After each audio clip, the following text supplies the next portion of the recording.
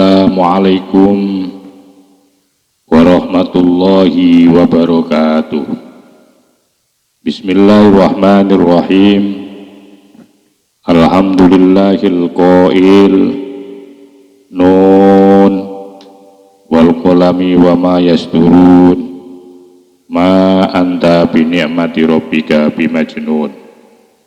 Qala al-muallif rahimahullah ta'ala wa nafa'ani bihi wa bi ulumihi wa bi anwarihi wa bi asrarihi wa bi barakatihi bid dharaini amin.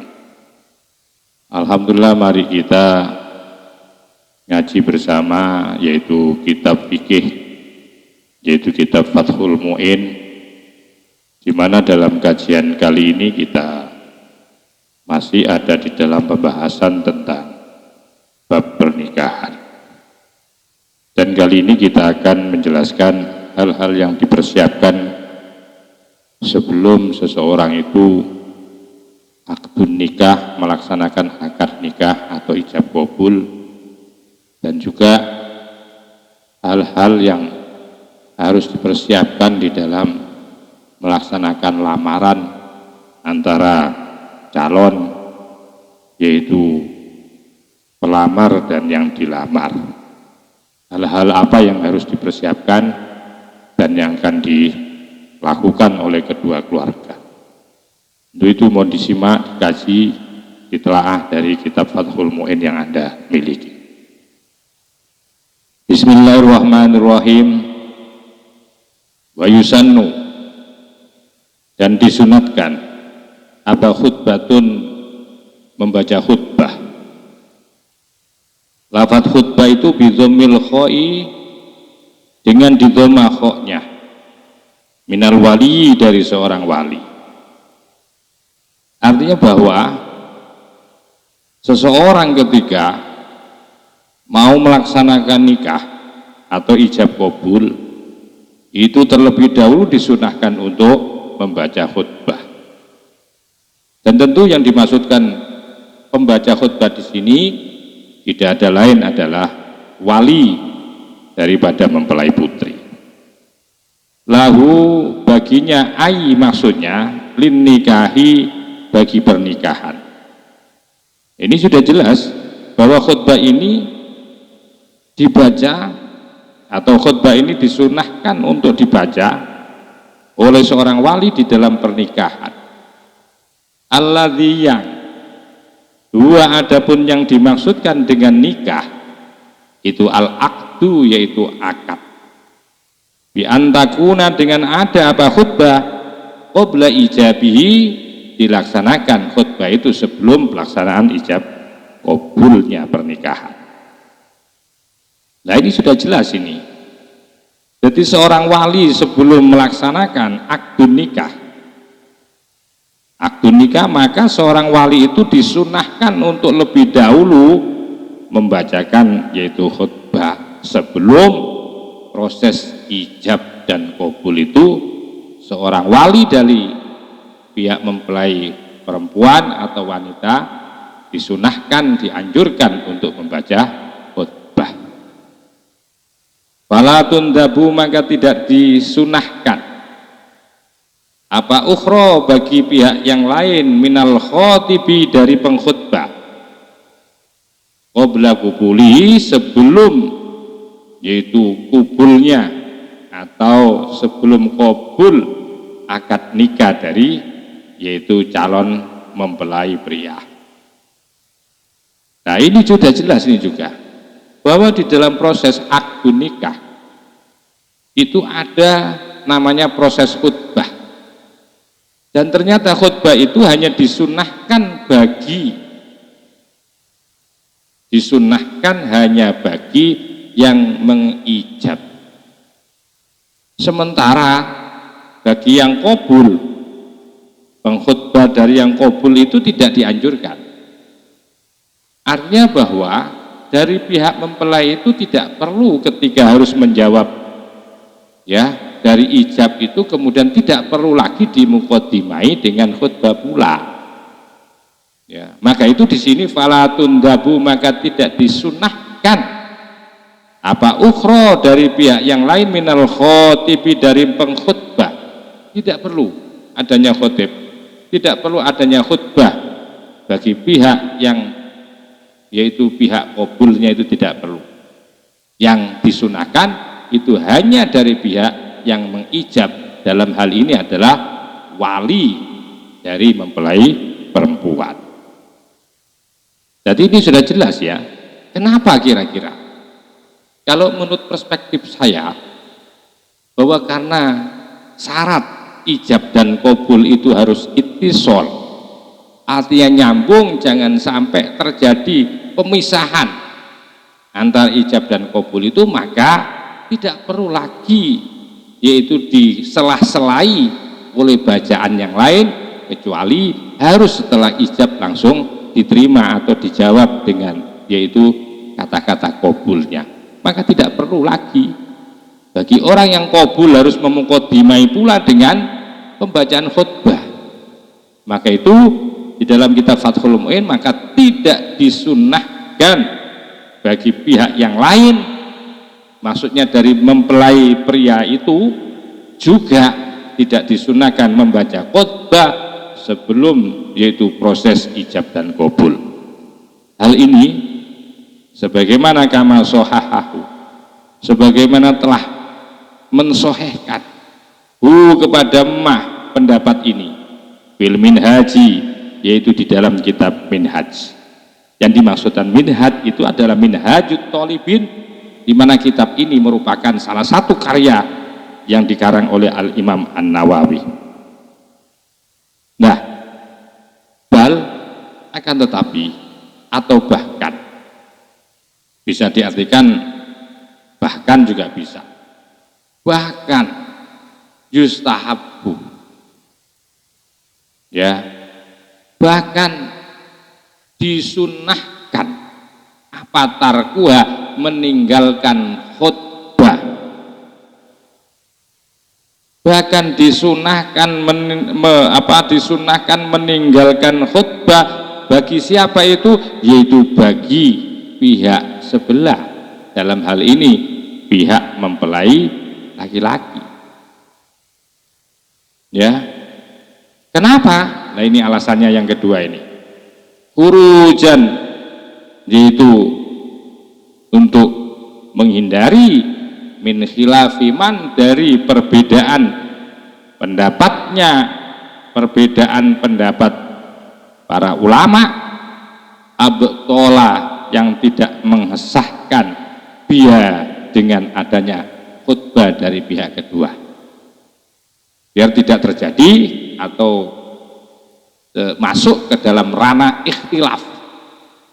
Ya, karena kita itu kalau masuk di dalam ranah ikhtilafnya para ulama itu kurang afdol, maka itu lebih bagus kita harus meninggalkan yaitu pelaksanaan khutbah di dalam qabul itu sendiri. Kama sebagaimana soroha yang telah menjelaskan dengan masyaba syekhuna, yaitu guru kita. Yang dimaksudkan guru kita itu adalah guru daripada Zainuddin Al-Malibari, pengarang kitab Fathul Mu'in ini. Tidak ada lain, yang dimaksudkan adalah Ibnu Hajar Al-Haytami. Jadi hal ini maksudnya bahwa justru disunahkan untuk meninggalkan berkhutbah bagi pihak yang lain, pihak kedua, dalam hal ini adalah pihak mempelai pria yang sebagai pengqabul ini, maka dianjurkan, disunahkan untuk tidak melaksanakan khutbah. Dan itu ditegaskan, dijelaskan oleh, pertama adalah katanya Syekh Zainuddin Al-Malibari, pertama dipertegas oleh guru kami yaitu Ibnu Hajar Al-Haytami wa syaihuhu, dan gurunya guru maksudnya gurunya Ibnu Hajar Al-Haytami tidak ada lain adalah Zakaria Al-Ansori rahimahumah. Mudah-mudahan memberikan rahmat huma kepada kedua beliau ini, antara Zainuddin, antara Ibnu Hajar Al-Haytami dan Syekh Zakaria Al-Ansori. Siapa Allah?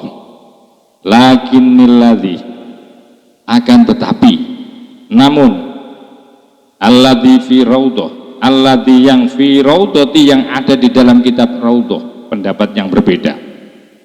Wa asliha, dan di dalam kitab induknya kitab raudhah, yang dimaksudkan kitab induk di sini adalah kitab Al-Aziz, atau yang disebut dengan Fathul Aziz, atau juga disebut dengan Syarah Kabir, di mana ini merupakan karya Imam Ar-Rafi'i, di mana di dalam kitab tersebut, di dalam kitab Raudhah, dan yang dimaksudkan Raudhah Thalibin ya, dan kitab induknya daripada Raudhah itu justru berbeda. Apa? Yaitu nadbuha, yaitu sunnah hukumnya berkhutbah bagi calon suami. Nah, ini yang dimaksudkan tadi. Jadi lebih bagus kita keluar dari terjadinya perbedaan pendapat daripada para ulama. Di sini jelas bahwa yang disunahkan, dianjurkan di dalam khutbah itu, yang kuat itu adalah pendapat di mana khutbah itu hanya dilaksanakan oleh pihak wali, ya, artinya oleh pihak perempuan. Sementara dari pihak laki sebagai qabulnya, pengqabul itu tidak dianjurkan. Apa? Yaitu melaksanakan atau membacakan khutbah, justru disunahkan meninggalkan khutbah. Akan tetapi di dalam pendapat yang berbeda, ya, di sini ada, yaitu yang disampaikan oleh Imam Ar-Rafi'i sebagai pemilik kitab, yaitu kitab induknya Fathul Aziz, atau yang disebut dengan Syarah, ya, Syarhul Kabir, itu justru sebaliknya, bahwa dari pihak kedua, dalam hal ini pihak suami pun, itu disunahkan justru untuk melaksanakan atau membacakan khutbah. Waktu sannu, dan disunahkan apa? Khutbatun, khutbah, aidon juga, qoblal khitbati, sebelum khitbah. Ini berbeda. Tadi kaitannya dengan akdun nikah. Sekarang hal yang terkait khutbah ada di dalam melamar. Ternyata di dalam proses melamar atau yang disebut dengan khitbah itu ternyata ada anjuran atau disunahkan untuk membacakan khutbah di dalam proses pelamaran itu. Maka itu di sini disebutkan waktu sannu, dan disunatkan apa? Khutbatun, khutbah, aidon juga, qoblal khitbati, sebelum proses melamar. Jadi sebelum lamaran itu dijawab, ya, maka dari pihak atau sebelum ngomong apapun, sebelum menyampaikan lamaran, dan termasuk dari pihak yang dilamar itu sebelum menyampaikan penerimaan lamaran, maka disunahkan untuk membaca khutbah dulu. Maka itu waktu sannu khutbatun aidon qoblal khitbah, disunahkan apa? Khutbatun, membaca khutbah, aidon juga qoblal khitbati, sebelum melamar. Jadi sebelum melamar, menyampaikan lamaran untuk meminta itu, untuk meminta kepada anak gadis yang mau dilamar itu, maka disunahkan untuk khutbah dulu. Jangan langsung minta. Wakada begitu juga. Wakada begitu juga, yaitu disunahkan untuk khutbah qoblal ijabati, sebelum menerima lamaran dari pihak mempelai wanita, dari calon wanita ini, dari bapak wali wanita ini. Jadi sebelum memberikan jawaban terhadap lamaran, maka harus membaca khutbah lebih dahulu. Bagaimana format khutbahnya? Begini, fayabda'u, maka memulai. Siapa kulun, yaitu masing-masing, ya, siapa kulun, masing-masing pengkhutbah tadi, baik dari pelamar maupun yang dilamar, itu memulai di dalam khutbah itu bilhamdi wassana'i, dengan ucapan pujian alallahi, kepada Allah Ta'ala. Tsumma bisolati, kemudian membaca sholawat, wassalami, dan salam ala Rasulillah sallallahu alaihi wasallam, terhadap Kanjeng Rasul sallallahu alaihi wasallam. Ini format khutbahnya. Jadi tahmid, kemudian sholawat, baru summa yusi, kemudian memberikan wasiat. Siapa kulun, masing-masing, baik dari pihak pelamar maupun yang dilamar itu harus memberikan wasiat bertakwa tentang pelaksanaan atau kewajiban untuk bertakwa kepada Allah. Summa yaqulu, kemudian menyampaikan siapa pelamar fi khutbatil khitbati, di dalam khutbahnya lamaran, menyampaikan begini si pelamar dari pihak, yaitu dari pihak lelaki. Tentu yang dimaksudkan ini adalah bapaknya lelaki tadi yang mau melamar itu. Apa yang disampaikan, ucapannya bagaimana itu? Ucapannya begini, ji'tukum rohiban fi karimatikum. Ji'tukum, aku datang pada kalian, rohiban karena menginginkan, fi karimatikum, terhadap putri-putri kalian, au fatatikum, atau terhadap gadis-gadis sampean. Jadi narasi ini disampaikan langsung oleh bapaknya calon atau pelamar laki ini. Pelamar dari pihak laki-laki ini disampaikan oleh bapaknya sendiri. Wa ingkana, jika ada siapa pelamar itu wakilan sebagai wakil, umpama yang lamar ini bukan bapaknya sendiri, bukan bapaknya dari pihak laki-laki, tetapi bapaknya laki-laki, bapaknya pelamar ini menyuruh orang lain, itu namanya wakil. Wa ingkana, dan jika ada pelamar itu wakilan sebagai wakil dari bapaknya laki-laki ini, maka qala, berkata, ja'akum, telah datang kepada kalian semua, ya, ja'akum, telah datang kepada kalian semua, mewakili, sebagai orang yang mewakilkan kepada saya. Artinya aku ini sebagai wakil, ya, wakil daripada bapak si. Bapak siapa itu? Yaitu bapak daripada pihak laki-laki. Auji'tukum, atau narasi yang berbeda begini. Auji'tukum, atau datang siapa aku kum kepada kalian, anhu, sebagai wakil, khotiban, yang melamar, karimatakum, terhadap putri-putri kalian. Nah, ini ucapan disampaikan oleh pelamar seperti itu. Jadi diawali khutbah dulu, baru kemudian menyampaikan unek-unek tujuannya ke situ itu apa, dan disampaikan dalam bentuk yang berbeda-beda formatnya. Kalau itu disampaikan langsung oleh bapak pelamar, bapak daripada laki-laki pelamar itu, maka narasinya seperti itu tadi.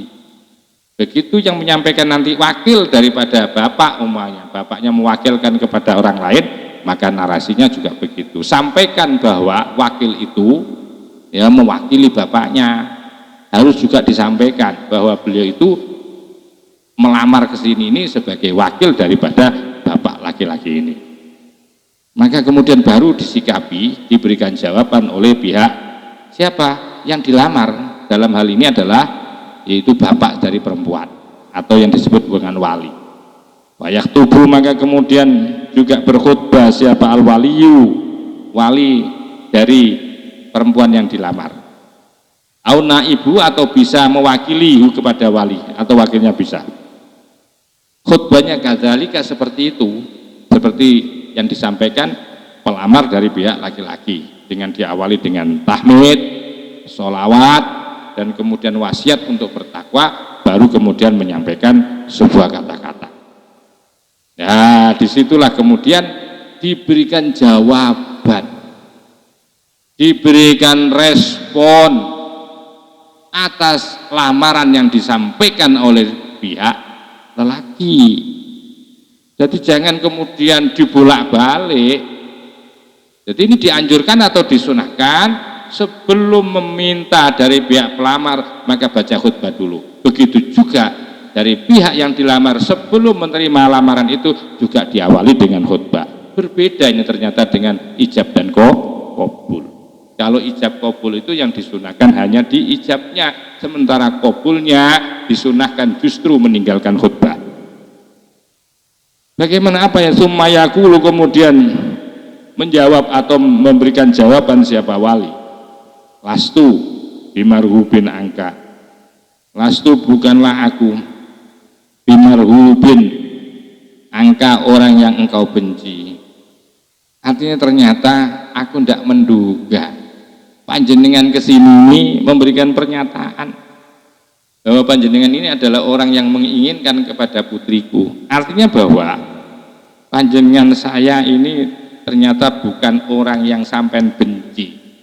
Mafhum mukhalafahnya, ketika ucapan seperti itu berarti sampean itu mencintai keluarga kami. Saya kira saya ini dibenci. Enggak, alhamdulillah. Nah, ucapan ini sebagai bagian daripada jawaban ini. Artinya saya bukanlah orang yang engkau benci, berarti kan diterima ini. Nah, lamaran seperti ini sudah diterima ini. Ya selesai kalau sudah seperti ini. Nah, beginilah hukum Islam, bagaimana mengajarkan tata cara kehidupan di dalam pelaksanaan pernikahan begitu indah. Mulai dari akadnya diatur dengan secara runut dan runtut dan tertib.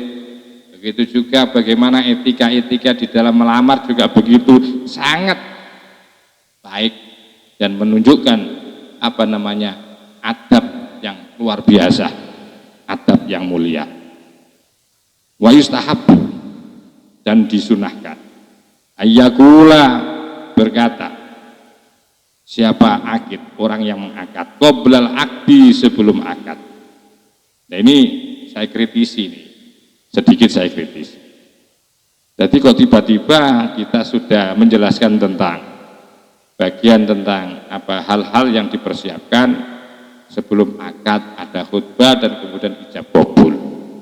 Terus kemudian beralih kepada penjelasan tentang khutbah di dalam khutbah di dalam lamaran.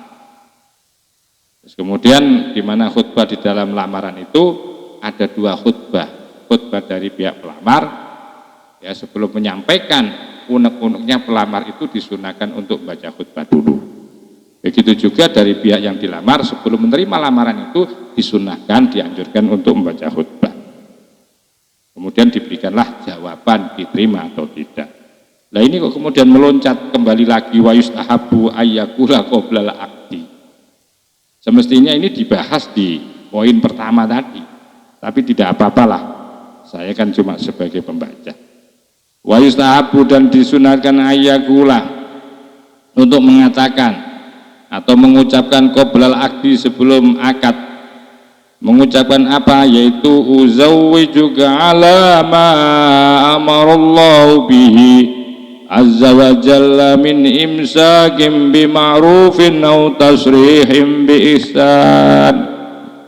Jadi setiap orang yang mengakadkan, baik dia walinya sendiri yang mengakadkan atau yang mewakili daripada wali, taukil wali, maka disunahkan lebih dahulu untuk membacakan atau mengucapkan kalimat ini. Ini kalau tidak salah ini Al-Quran ya.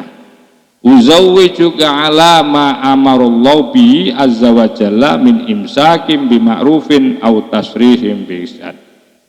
Ini sunnahnya seperti itu. Maknanya begini, uzawwijuka, aku menjodohkanmu atau aku mengawinkanmu, alama, sesuai atas sesuatu amaro yang telah perintah siapa Allah bi dengan ma, azamaha, tinggi Allah, wa jalla, dan maha agung Allah, min imsakim bima'rufin, berupa memelihara kemakrufan, kebaikan, au tasrihin, atau melepaskan bi ihsanin, dengan kebaikan pula. Artinya bahwa aku nikahkan engkau atas dasar perintah Allah. Dan tentu ya perintah Allah itu berupa apa? Untuk selalu memelihara kebaikan. Toh andaikan nanti juga menurut keputusan Allah bahwa kedua orang ini harus berpisah, maka tasrihim bi ihsan, berpisahnya pun menjadi perpisahan yang baik. Furu'un, adapun cabang-cabang. Yahrumu, haram apa at-tasrihu, yaitu tasrih. Tasrih itu artinya menyatakan dengan terang-terangan. Pernyataan dengan terang-terangan itu haram. Berupa apa itu? Bikhitbatil mu'tadati, berupa melamar wanita yang sedang iddah min ghairihi, dari suami lain. Roja'iyatan kanat, baik itu tolak roj'i adanya, au bainan atau talak bain, ditolakin karena sebab tolak, au fasahin atau fasah, au mautin atau tolak karena kematian. Ini penjelasan tentang cabang hukum, bahwa haram secara terang-terangan melamar perempuan yang sedang berada yaitu dalam keadaan iddah, atau perempuan yang sedang iddah dari suaminya, dari suami lain maksudnya, baik itu roj'i, baik itu tolak roj'i ataupun tolak bain, hukumnya haram melamar kepada orang yang ada di dalam tolak roj'i ataupun tolak bain. Tolak roj'i itu artinya apa? Tolak roj'i itu adalah pentalakan yang masih dapat dirujuk oleh seorang suami, seperti pentalakan dengan talak 1 dan talak 2 itu kan masih otoritasnya suami itu kan. Kok tiba-tiba ada orang lain melamar dengan terang-terangan itu loh, maka haram hukumnya itu ya. Jadi kalau ngelamar itu tidak boleh dengan terang-terangan, haram hukumnya. Kalau suami atau istri itu ada di dalam iddah tolak roj'i, atau istri ini ada di dalam ada di dalam tolak bain.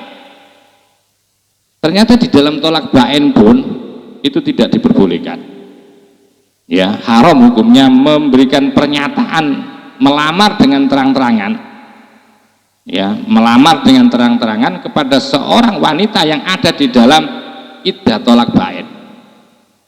Tolak bain itu adalah pentalakan yang sudah tidak dapat dirujuk, itu namanya tolak bain.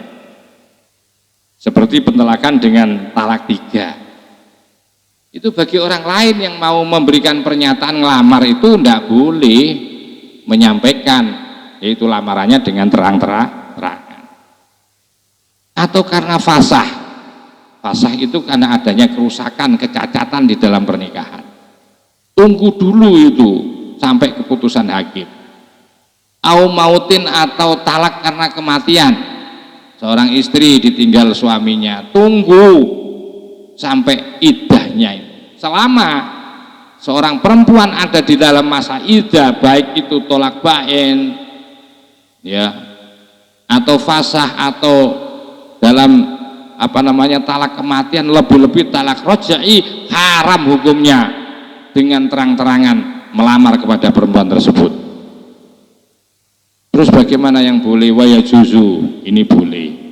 Apa atari itu memberikan sindiran dia di dalam lamarannya tadi. Fi iddati ghairi roj'iyatin, yaitu ada di dalam iddah yang selain talak roj'i. Kecuali tolak roj'i itu loh, sekalipun sindiran ya, itu tidak boleh. Jadi kalau ada seorang wanita sedang ditalak, sementara tadi bahwa yang namanya melamar dengan terang-terangan itu jelas hukumnya haram, baik ya wanita yang dilamar itu dalam keadaan atau masih ada di dalam iddah tolak roj'i maupun ada di dalam tolak bain atau tolak kematian, maka haram seorang lelaki melamar perempuan tersebut atau wanita tersebut dengan cara terang-terangan. Sementara itu hanya boleh dilakukan dengan sindiran. Yang disindiran bagi wanita yang ditalak karena mati boleh melamar dengan sindiran. Bagi wanita yang ditalak dengan talak bain boleh dengan cara sindiran, yang nggak boleh terang-terangan.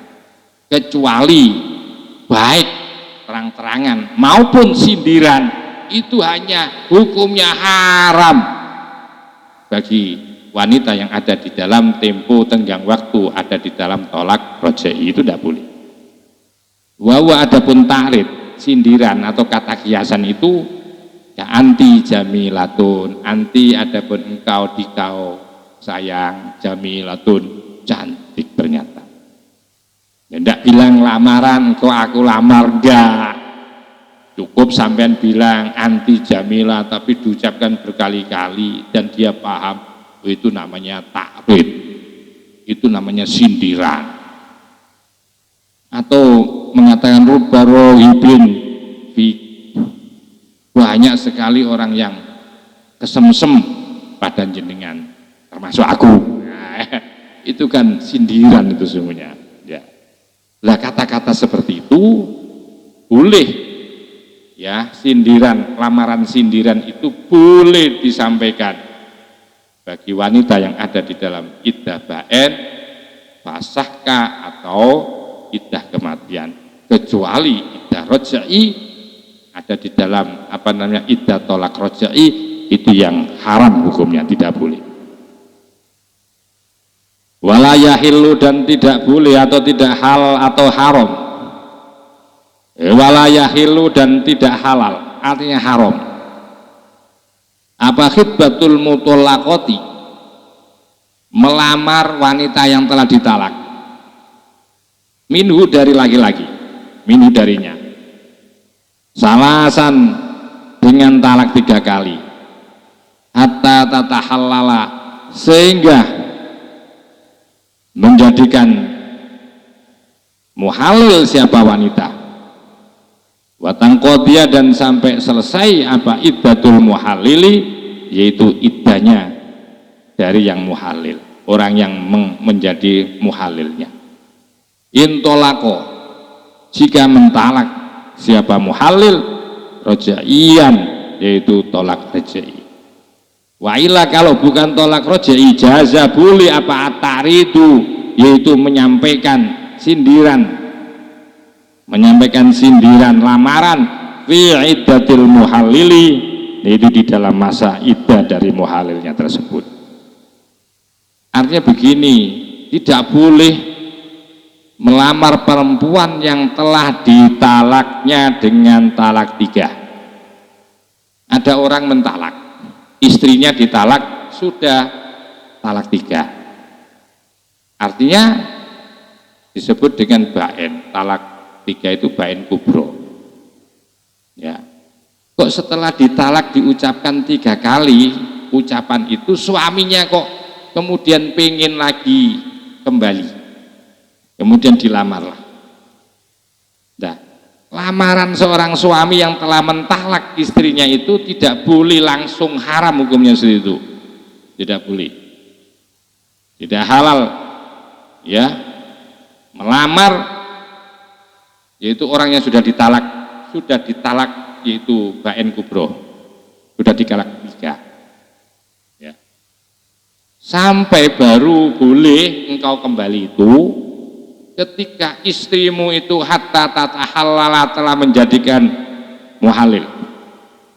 Artinya telah menjadikan muhalil bahwa istrimu itu telah dinikahi oleh laki-laki lain. Kalau habis kamu talak 3 kali terus kamu balik lagi nggak boleh, kamu lamar juga nggak boleh. Sampai istrimu itu tadi dimuhalili, dinikahi oleh seorang laki-laki, itu bukan rekayasa, bukan ada perjanjian, bukan.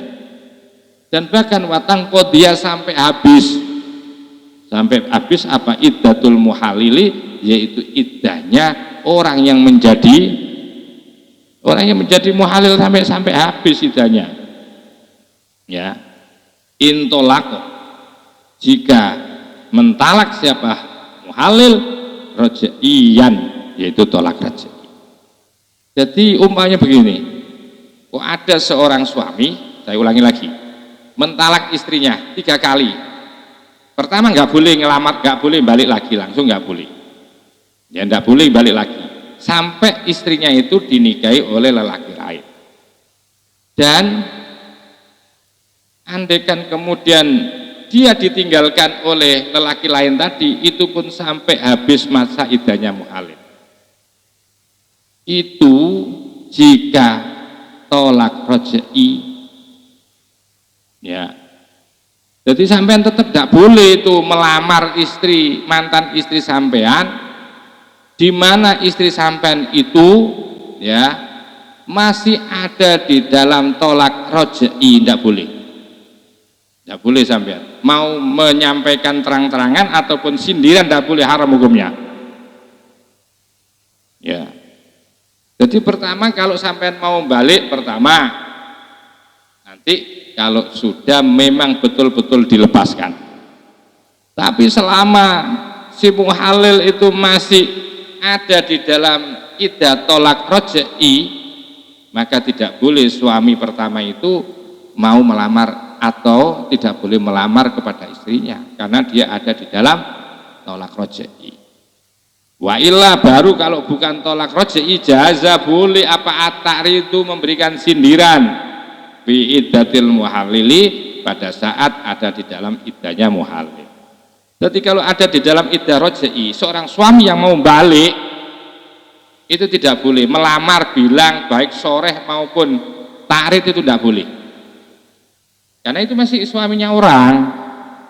Ya, baru kalau itu terjadi tolak baen, ya, maka boleh kalau terjadi tolak baen. Jadi ini kasusnya sama ini. Jadi dulu ditolak baen sama suami pertama, ternyata suami pertama itu kalau pengen balik lagi, ya, dengan bisa ngelamar dengan secara terang-terangan ataupun dengan cara soreh ta'rid, sedangkan secara ta'rid maksudnya, itu baru kalau nanti suami kedua itu juga mentalak baennya. Jadi tunggu, kalau masih dalam posisi talak roj'i tidak boleh sampai ta'rid itu menyindir mau ngelamar mantan istrimu itu. Baru nanti kalau sudah terjadi tolak baen kubro, maka sampean boleh menyindir itu. Ada di dalam iddah muhalil boleh. Wa yahrumu dan haram. Sekarang wa yahrumu dan haram. Ya. Ala alimin, bagi orang yang mengetahui bihitbatil ghairi, yaitu lamaran orang lain. Wal ijabati, dan telah diterima lahu bagi orang lain. Apa khitbatun lamarannya? Ala khitbatiban, ya, atas lamarannya orang, jazat yang boleh apa khitbatuhu, melamarnya Yaman. Wa in kurihat, sekalipun apa khitbahnya lamarannya itu dimekruhkan. Bagaimana maksudnya? Begini, haram bagi seorang lelaki yang tahu bahwa perempuan itu sudah dilamar orang lain. Haram bagi lelaki melamar yang sudah dilamar orang lain dan orang lain itu sudah dinyatakan diterima lamarannya. Dan lamaran itu pun lamaran yang sah. Sah itu artinya begini, tidak ada di dalam tekanan, tidak sedang diintimidasi, tidak sedang dibawa ancaman atau pembunuhan, atau bukan dibawa karena ada kontrak atau karena beban hutang. Kalau karena proses itu, karena itu Anda boleh untuk merebut, ya, kalau ada transaksi-transaksi seperti itu. Atau beda agama, maka itu yang dimaksudkan ini bahwa ya orang lain yang melamar pada gadis itu dipastikan bahwa dia adalah memang orang yang layak dan sah memang secara hukum lamarannya, tidak melamar atas dasar intimidasi atau atau dia mengancam atau ada di dalam ancamannya. Nah, wa ingkurihat, sekalipun dimekruhkan begini, tetap tidak boleh nih merebut lamaran orang lain. Sekalipun lamaran orang lain itu diterima dalam keadaan hukumnya makruh. Contoh, makruhnya itu begini, ngelamar tapi tidak punya keinginan menikah, tidak punya syahwat, atau melamar dalam kondisi tidak punya harapan apa-apa ini dan tidak cepat menentukan untuk menikah. Ini namanya lamaran makruh ini. Sekalikan makruh tidak boleh direbut, kecuali boleh direbut itu seperti tadi, ya, karena berbeda agama kah? Menurut saya ini berbeda agama, atau di dalam intimidasi, atau di dalam ancaman. Loh, kamu kalau memang seorang jagoan nggak apa-apa itu, ya. Waqad soroha, dan telah menjelaskan siapa orang lain nanti lafdon secara lafad biijabatihi, akan diterimanya si orang lain tadi, bahwa orang lain itu juga harus menjelaskan bahwa dia itu, ya, artinya orang lain tersebut telah menjelaskan secara terucap mengenai telah diterimanya. Jadi sudah ada narasi, ada ucapan langsung, ada pernyataan. Jangan kira-kira, oh menurutnya, oh mungkin, jangan. Karena Anda itu akan cek pengennya, cek kebeletnya pengen ngelamar perempuan itu. Kalau ingin tahu bahwa perempuan itu memang benar-benar sudah dilamar orang, pastikan bahwa lelaki yang melamar tadi, yang pertama itu, lelaki lain itu tadi memberikan pernyataan itu.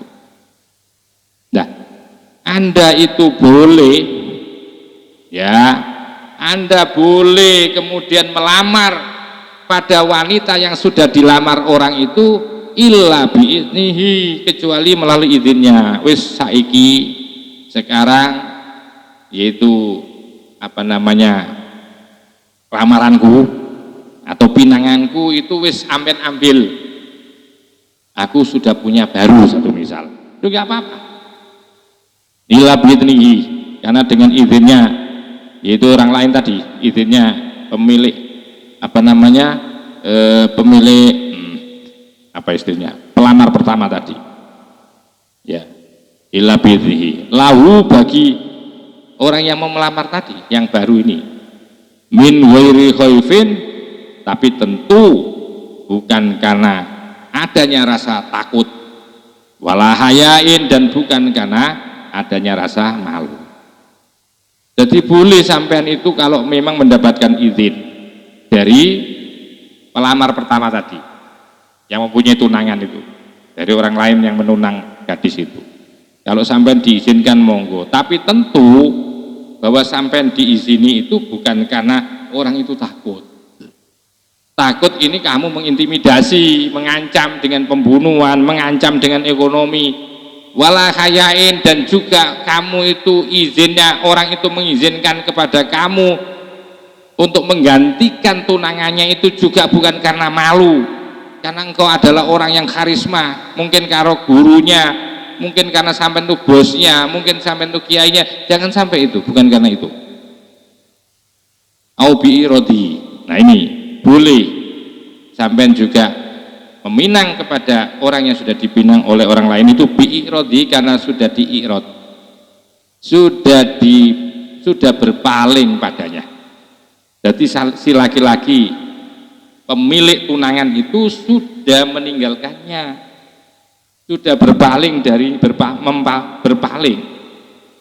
Contohnya keantola, seperti sudah lama apa zamanu, waktunya ba'da ijabatihi, setelah diterima, lama tidak pernah jenguk, lama tidak pernah mencari informasi, bahkan tidak pernah disambangi sama sekali setelah diterima itu namanya i'rad, dihukumi i'rad, itu berpaling, itu namanya.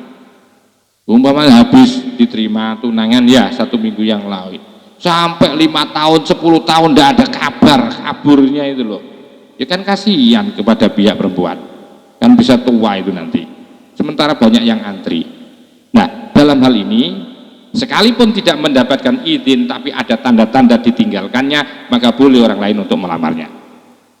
Wa minhu, dan termasuk bagian daripada i'rad, meninggalkannya.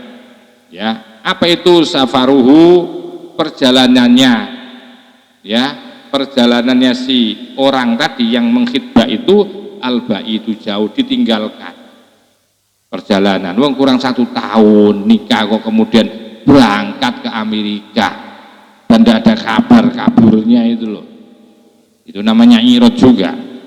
Nah, ini boleh kemudian orang lain melamar. Tapi tentu harus ada data, ada bukti yang membenarkan akan keberadaan dan alasannya. Tidak serta-merta itu kemudian dijadikan alasan, harus ada reasoning atau bukti-bukti yang argumentatif. Waman barang siapa ustusyiro yang dimintai petunjuk, dimintai informasi, dimintai masukan, barang siapa yang dimintai informasi atau dimintai petunjuk. Jadi barang siapa yang dimintai informasi atau dimintai masukan fi khotibin, yaitu tentang orang yang melamar. Umpamanya saya punya tangga itu anaknya dilamar oleh seseorang, kemudian tetangga itu minta masukan kepada saya, Pak Ustadz, ini gimana ini adikmu dilamar sama seseorang. Karena saya manggil adik kepada anak perempuan tadi, walaupun bukan saudara karena lebih tua saya. Kemudian pada saat saya dimintai penjelasan tentang si pelamar, karena saya kenal, ya tentu harus kita sampaikan. Itu artinya waman ustusyiro, waman dan adapun barang siapa ustusyiro yang dimintai informasi fi khotibin tentang seorang yang melamar, au nahwi alimin atau semisal orang alim, yuridu yang pengen siapa man al ijtima'a berkumpul bi dengan orang alim, zakaro maka terangkanlah, zakaro maka menerangkan siapa man wujuban dengan wajib menerangkan masawiyahu akan kejelekannya mandukiro, baik itu khotib yang melamar atau orang alim, bisitkin dengan jujur, badlan sebagai ganti lin nasihatil wajibati, sebagai nasihat wajib. Begini maksudnya, barang siapa yang dimintai informasi, ya dimintai masukan tentang ada seseorang yang melamar anaknya, atau ada orang dimintai informasi tentang kiai yang mau dijadikan guru atau mau ya dijadikan guru dari anaknya, atau anaknya mau dimondokkan kepada kiai itu, yuridul al-ijtima, di mana orang itu pengen al-ijtima kumpul bi dengan kiai, artinya mondok. Loh, kalau ada orang minta petunjuk informasi tentang seorang pelamar dan seorang guru yang layak dan cocok dijadikan keren, itu memang satu misal, oh kiainya itu agak ekstrim pemikirannya, maka sampai harus jelaskan itu sampai hal yang detail, termasuk ketika ada kelemahan, kejelekan-kejelekan yang ada pada pelamar atau kepada kiai itu, karena ini menentukan masa depan dari masing-masing, maka panjenengan wajib untuk menjelaskannya tanpa ada yang ditutup-tutupi. Selanjutnya adalah wadayinatun, ketika panjenengan mau menikahi seorang perempuan, maka ini sebagai bahan yang perlu dipertimbangkan. Ketika menikahi seorang perempuan, usahakan adalah perempuan itu adalah wadayinatun, perempuan yang kuat beragama.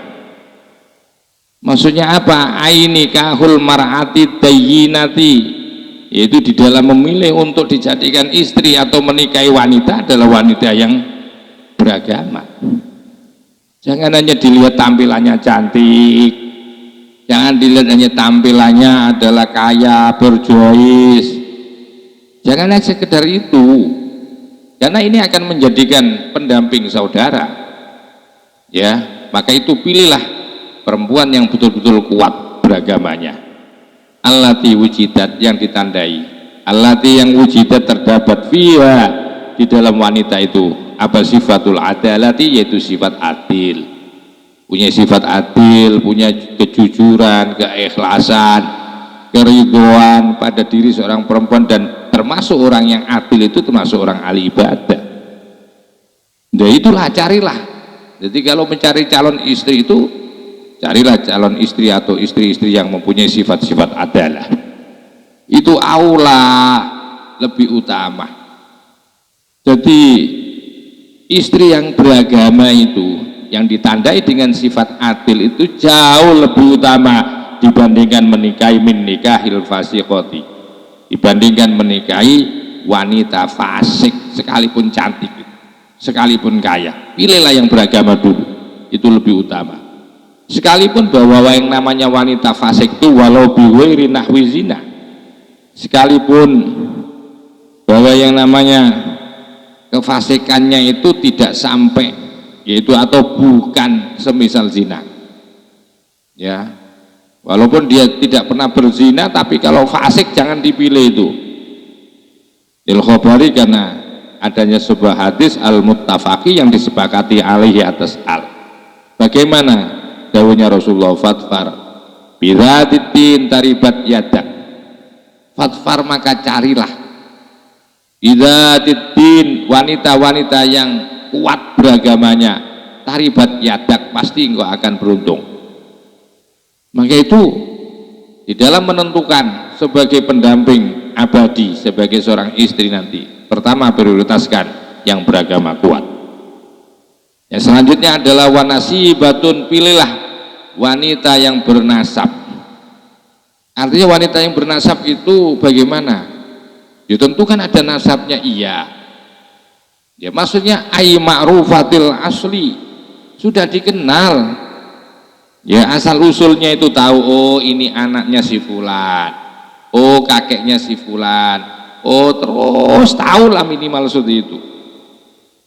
Jangan takut sampean kalau memilih sekedar wanita sementara tidak tahu nasabnya, apalagi tidak punya bapak. Mohon maaf, tidak mendiskriminasikan ini dalam masalah pilihan ini. Kasihan juga kepada orang-orang atau wanita-wanita atau perempuan yang tidak punya nasab. Tapi sebagai seorang lelaki ini, karena akan menjadi pendamping seumur hidup, usahakan, dianjurkan, disunahkan untuk mencari calon wanita atau calon istri yang nasibah, yang jelas kenasabannya. Ai ma'rufatil asli, maksudnya sudah dikenal, diketahui, yaitu asal usulnya. Wa thayyibatuhu, wa thayyibatuhu, dan harum, ya, harum nama daripada keturunannya, al asal tadi. Linasabatia, karena keturunannya sampai ilal ulama, linasabatia sampai ke nasabannya, ya, nasibah itu sampai ilal ulama'i, sampai kepada para ulama, wasulahai, dan orang-orang baik atau orang-orang ahli ibadah. Itu yang menjadi semestinya engkau pertimbangkan. Carilah wanita-wanita yang mempunyai nasab jelas, dan kalau bisa harum nama daripada nasabnya. Minimal kalau andaikan tidak harum, artinya tidak termasuk kategori nasab yang terkenal, tapi setidaknya sampean tahu bahwa nasab sampean sekalipun orang biasa, orang sederhana, tetapi bukanlah orang yang terkenal dengan kemungkaran dan kemaksiatannya. Artinya orang yang juno, orang yang ahli ibadah, sekalipun lugu, bodoh umpamanya, tapi dia tekun di dalam ibadah. Itu penting itu, ya. Aula itu lebih utama min wairiha, dari selainnya, dari selain para siapa, yaitu orang nasab yang selainnya itu, ya. Karena apa? Li khobarin, karena sebuah hadis dawuhnya Kanjeng Nabi, takhayyaru linutafikum wala tad'uha fi wairil aqwa. Takhayyaru, pilihlah, berusaha kamu milih-milih. Takhayyaru, berusahalah kalian semua untuk memilihkan linutafikum, untuk nutfatmu, untuk spermamu. Berusahalah kamu, ya, untuk meletakkan untuk spermamu itu. Pilihlah kalian, ya, tempat untuk spermamu itu. Wala tadau, dan jangan kamu letakkan kalian akan sperma fi wairil aqfai, yaitu di tempat yang tidak sekufu.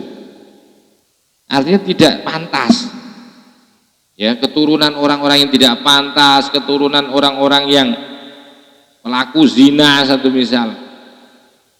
Saya juga tidak dalam rangka untuk mendiskreditkan ini, ya, tetapi ini menjelaskan secara fikih bagi seorang lelaki, ya, usahakan bahwa di samping dayina, bahwa pilihlah seorang calon istri adalah nasibah.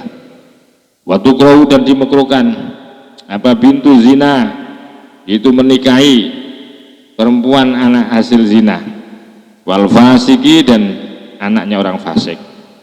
Hanya makruh, sekali lagi tidak dalam rangka mendiskreditkan, tetapi ini dimekruhkan lelaki-lelaki yang menikahi anak dari hasil zina dan anak-anak daripada orang fasik ini makruh, boleh tapi makruh.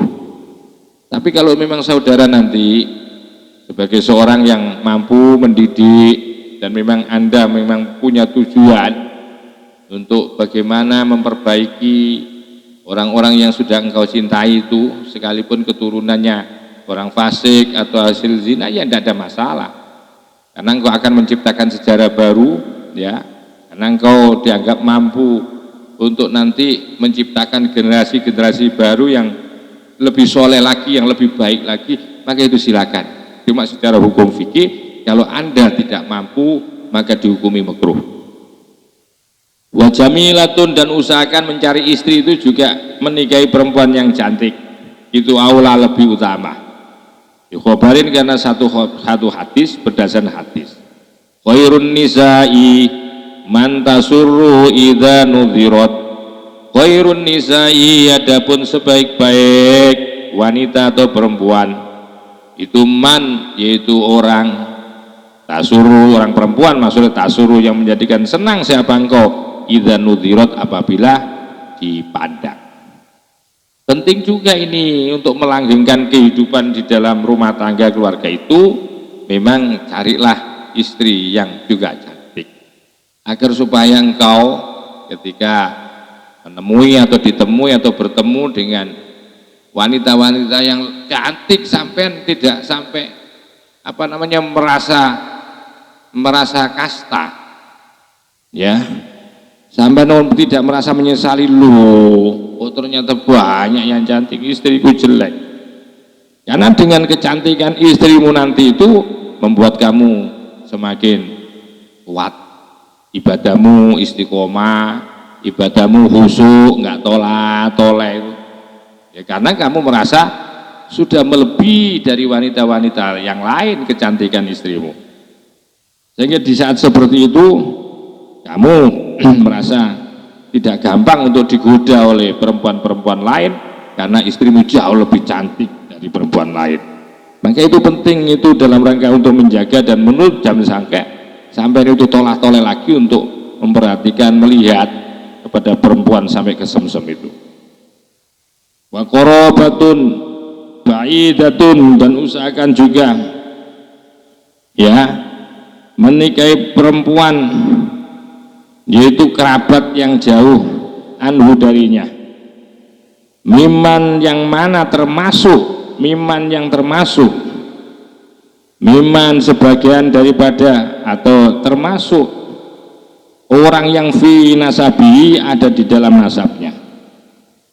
Kalau memang sampean mau menikahi umpamanya kesulitan, tidak apa-apa dengan kerabat yang jauh itu, ya, sekalipun bahwa kerabat jauh itu masuk di dalam nasabnya. Jadi kerabat yang jauh itu yang masih termasuk dalam nasabnya itu aula, lebih utama dibandingkan min qorobatin qoribatin, dibandingkan kerabat yang dekat. Jadi kerabat yang jauh usahakan cari kerabat yang jauh, sekalipun kerabat jauh itu masih dalam jalur nasab, tapi satu nasab, itu jauh lebih utama dibandingkan sampean kawin dengan kerabat dekat. Wa ajnabiyatin, dan orang lain, masih lebih bagus kerabat jauh yang ada dalam satu nasab, itu jauh lebih bagus dibandingkan sampean itu menikahi kerabat dekat atau orang wanita lain. Kenapa kok masih lebih utama kerabat jauh dibandingkan kerabat dekat? Begini loh, yang namanya orang itu kalau kerabat dekat, satu misal sepupu, sedangkan sepupu itu bisa anaknya bibik, bisa anaknya paman kan.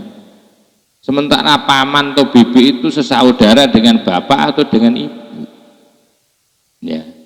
Tentu kalau kadang-kadang kita itu ya mungkin karena lama atau sering bersama, pada akhirnya kan seperti saudara, memang saudara kan, itu nanti bisa melemahkan syahwat. Loh, rupanya kalau tak lihat-lihat istriku tuh kok kayak ibuku juga. Ya bagaimana tidak sama, wong memang satu rumpun apalagi kerabat dekat. Nah itu semua nanti pada endingnya adalah lidok fi syahwati. Itu bisa menekan, bisa melemahkan syahwat fil qaribati, yaitu karena kerabat dekat, fil qaribati di dalam kerabat dekat. Sehingga yang dikhawatirkan ketika nafsu birahi itu lemah, ya karena itu adalah termasuk kerabat dekat. Ya mungkin di awal-awal mungkin semangat, tapi sudah punya anak satu, ya mulai sudah terasa kebosanannya karena dilihat-lihat kalau wajahnya kok kayak wajahnya bapak, kadang kayak wajahnya ibu. Bagaimana tidak? Ya, bagaimana tidak sama dengan bapak dan ibu yang memang saudara dekat? Dari situ endingnya nanti bahayanya adalah semangat biologisnya itu nanti bisa melemah. Kalau semangat biologisnya itu lemah, maka ketika berkumpul sebagai seorang suami istri, pada saat berkumpul ya bersetubuh satu misal, ini kalau memang ya karena memang dipandang kok kayak itu melemahkan syahwat.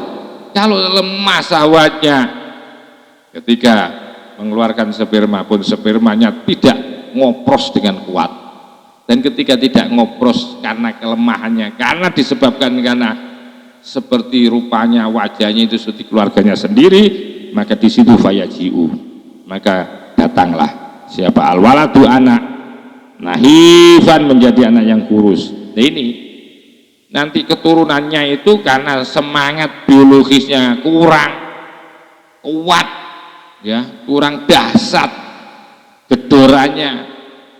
gedoran biologisnya kurang dahsyat, sehingga tidak menyiram dengan kuat, menghujani tanahnya tidak secara kuat, maka nanti akan melahirkan anak-anak yang tidak sehat, melahirkan anak-anak yang kurus, anak-anak yang tidak cerdas. Nah ini aspek-aspek seperti ini di dalam Islam itu juga dipertimbangkan. Terus lantas siapa yang dimaksud al-qoribah? Kerabat dekat itu siapa? Wal qoribah itu adapun kerabat itu man, adapun orang, sekelompok orang. Ya adapun qoribah, kerabat itu fi awali darajatil umumati, yaitu dimulai dari awal tingkatan, yaitu kepamanan, kebibian. Jadi artinya begini, perempuan kerabat dekat itu adalah anak, ya keumumah itu anak, paman, wal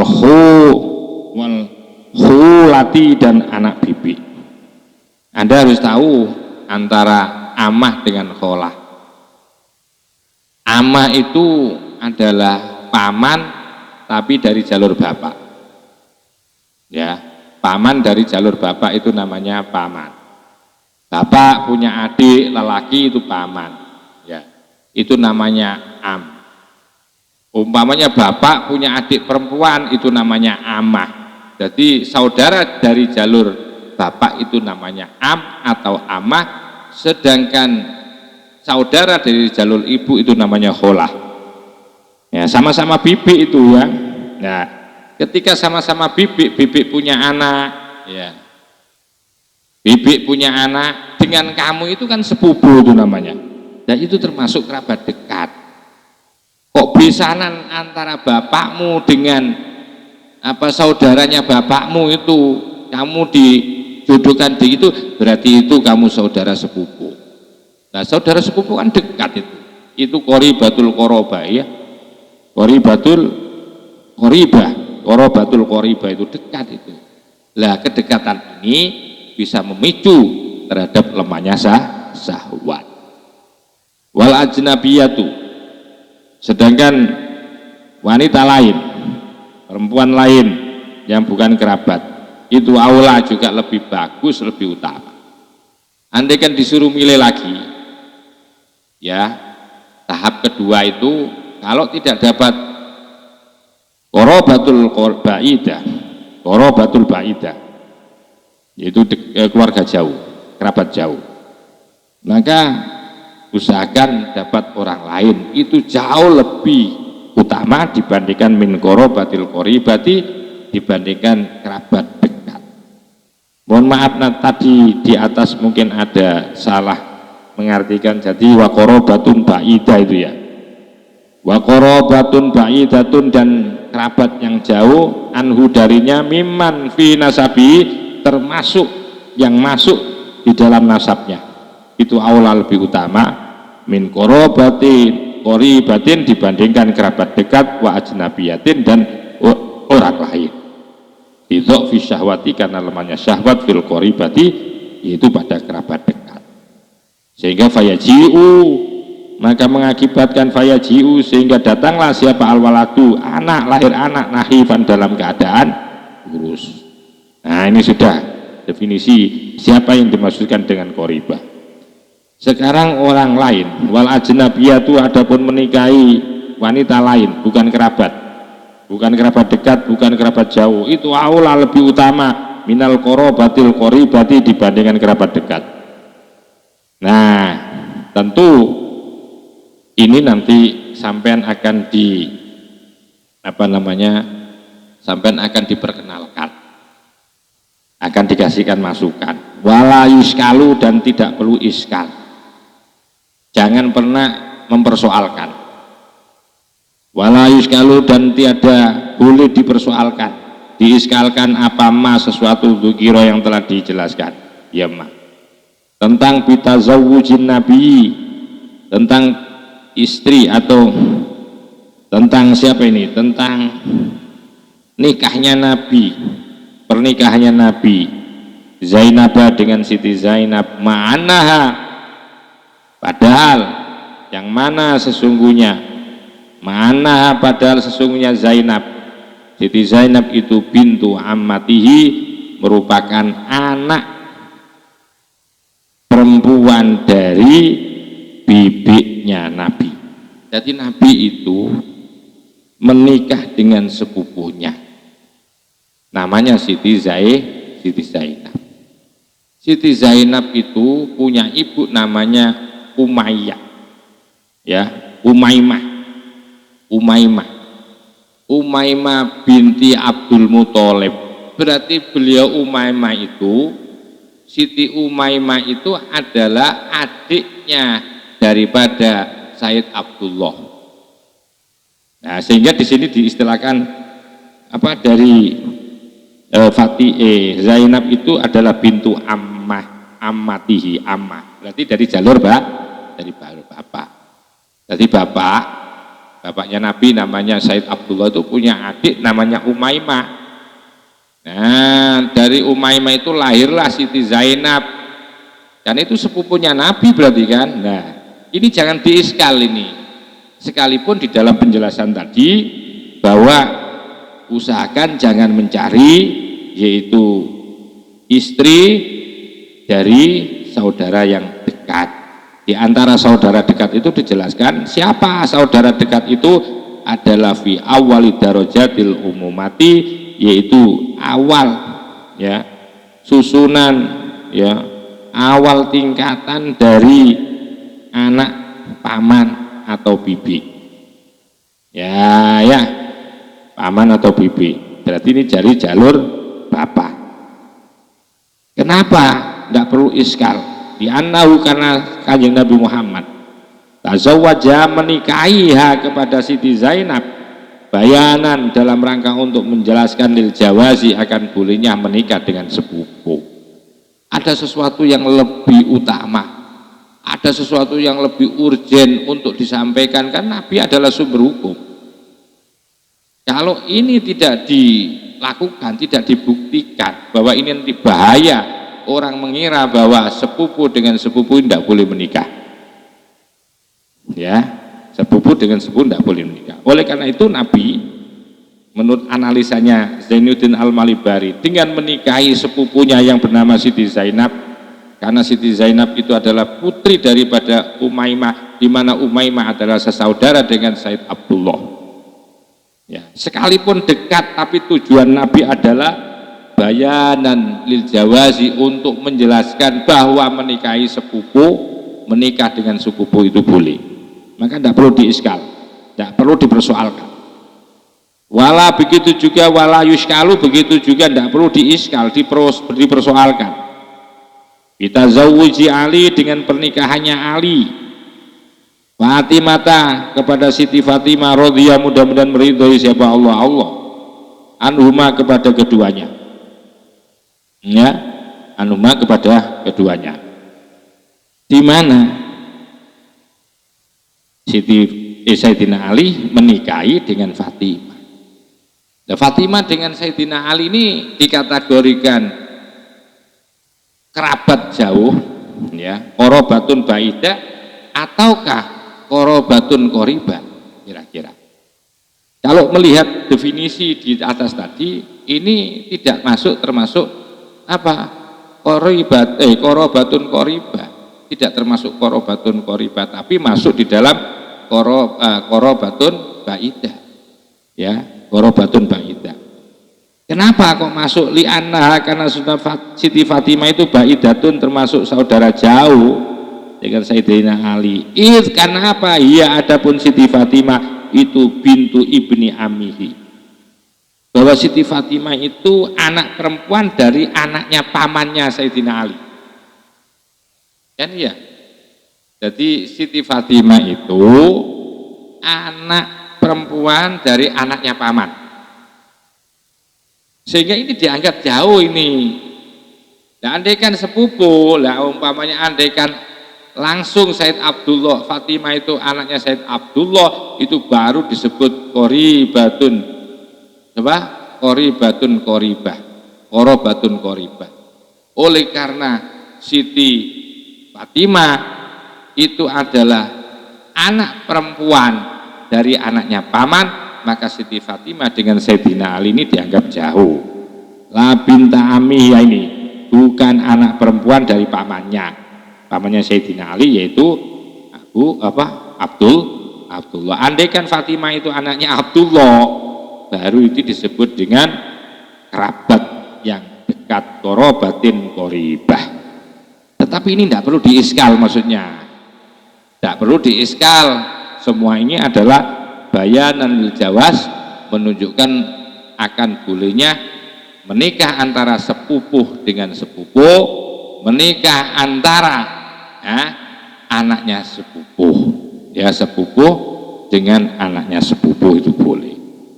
Wabikrun, dan usahakan menikahi perempuan adalah menikahi perempuan yang bikr, perawan, itu aula, lebih utama, minas sahibi, dibandingkan janda, lil amri, karena adanya perintah.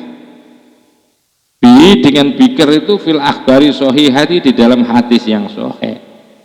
Memang anjuran disuruh menikahi bikr itu. Pertama, bikr itu masih belum pengalaman, ya, masih asik, masih romantis, lain dengan janda. Jadi banyaklah ilali udrin, kecuali karena ada alasan, itu betul itu janda tapi orangnya itu bijaksana, orangnya dari keturunan orang yang baik, satu misal. Nah, ini tidak apa-apa, ya, artinya bolehlah ilali udrin itu karena udur juga, udur yang lain karena alasan qadha fi alatihi, seperti lemah alat kelaminnya si laki-laki tadi yang mau menikahi perawan, jadi harus ngukur juga. Jadi memang lebih bagus milih perawan, tapi lihat dulu sampai itu usia berapa. Kalau sampai usia 80 tahun loh, penyakitmu banyak, masuk cari perempuan, nyari wanita perawan. Ya, kalau karena itu sampean lebih bagus jangan milih perempuan perawan atau wanita yang masih perawan. Kasihan itu, sama dengan menzolimi lo. Kenapa? Qadha fi alatihi, karena lemah alat kelaminnya si laki-laki ketika itu umurnya 80. Anil iktisosi, untuk memecah keperawanannya. Jadi ini pertimbangannya juga terkait dengan hubungan biologis, ya. Wawaludun, usahakan juga Mencari calon istri adalah wawaludun, adalah calon istri yang banyak keturunannya, subur maksudnya. Wadudun, yang mempunyai jiwa penyayang atau keibuan, itu bisa dilihat. Anda makanya perlu ada masa khitbah, ada masa lamar tunangan, itu pentingnya di situ.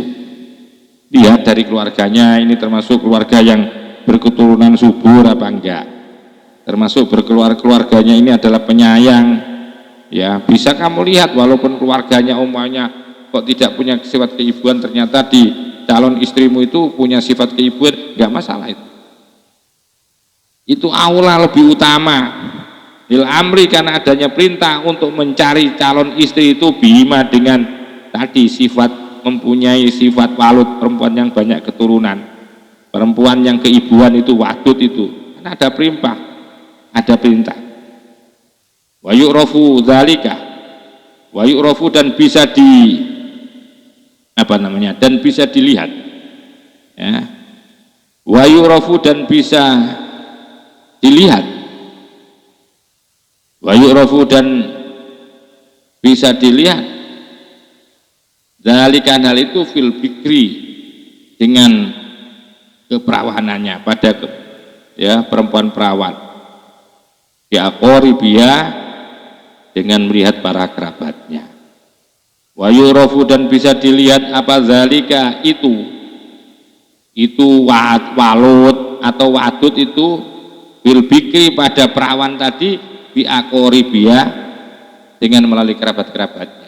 Karena kalau mengukur perawan kan masih belum bisa, kan masih belum terbukti perawan. Lah, untuk mengetahui bahwa si perawan ini termasuk tergolong orang yang walud atau wadud, orang yang subur, nanti cepat punya anak, atau orang yang punya sifat keibuan, itu tinggal dilihat dari kerabat-kerabatnya saja, ya, tinggal dilihat seperti itu. Wal aula, adapun yang lebih